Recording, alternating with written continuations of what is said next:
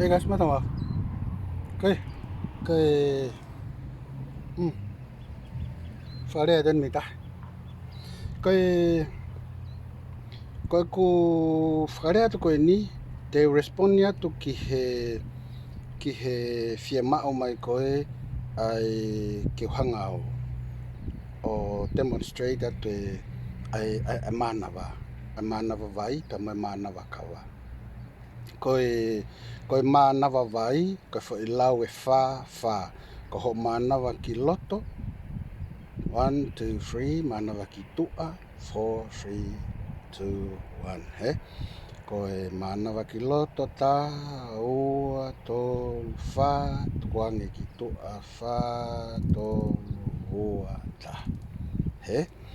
Pea koe, oku ikai ko ho manava i pea ke tari ai, ko ho manava whakataha pe pa mo ho lao.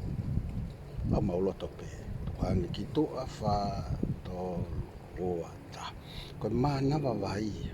Pea koe manava vai teke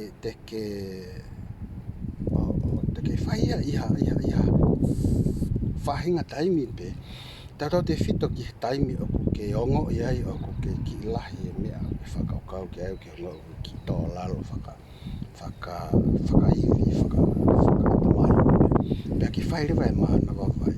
He hangi he manava vai o palanisi i koe. He? Pea koia. He, ai te ke whai poko e mana vai i whaahinga taimi pe. Tau te whitu ke taimi hoa tā, ko taimi aku ke ongo ia aku ke. Kamata ke lahe u mea aku hao ke whakaukau i he ngā ue i api pe koe haa whahinga mea. Pe ko ai ki alu ki ha interview. He, oku, you do the manava vai. He, ho whai, ko whainga fua atu, he.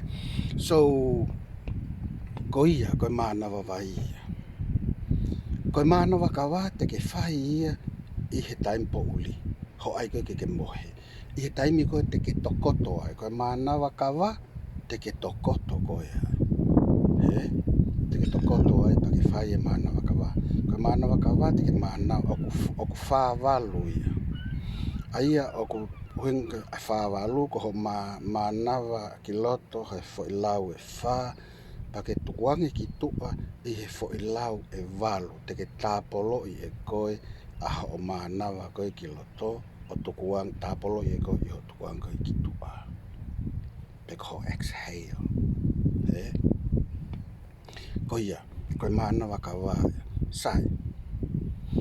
Mea mahu inga ai ke manava aki ki loto hoi hu. Tukuangi ki tua aki pe hoi hu.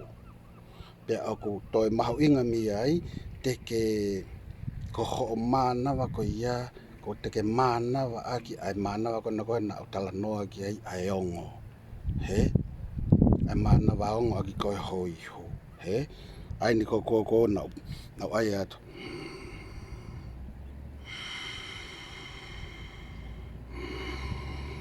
He, ki whanongo ki ai koe manava ia te ki whai ia. Mea mahu inga ia ta. Mea mahu inga koe ni whakaosi koe te hanga o atu aia koe no mahu inga ia koe o whai video koe ni koe manava aki hongutu pule pe koe diaphragm ko o koe pe koe diaphragmic breathing aia aku hano hinga koe ni te hanga whakatata atu te ke manava ki loto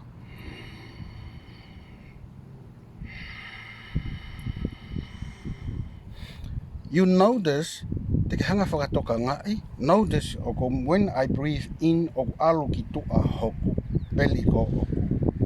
He?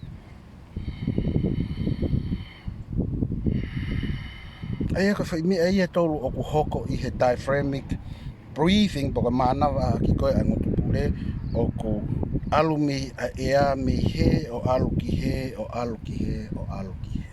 Oku hange koe hape au a ho manava. You breathe in 1, 2, 3, 4. Let it out. 4, 3, 2, 1. He? Pe koe manava kawa. 1, 2, 3, 4. Let it out. 8, 7, 6, 5, 4, 3, 2, 1. Manava aki hongutu pure.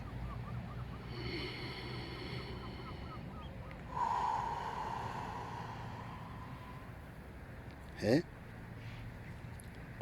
Koia koe o atu ena ke te utoki whai atu a demonstration, a very proper one, ka koe o atu ena ke practice it. It will work. It will work. It will work, you know. Just practice it. Pea koia ko toki osen e ku manava e ku manava vai and yeah, kind of like chill out, you know. Maha oko, yeah, oko ki I'm chill out. Koia ko tau manava ana mana tui ko manava ki hoi hu foi mea mahu inga koe ke ilo koe aho ni koe manava aki aho ngutu pule pe koe diaphragmatic breathing. Very, very important. I'll talk about this later on. Okay. Ofat komodo.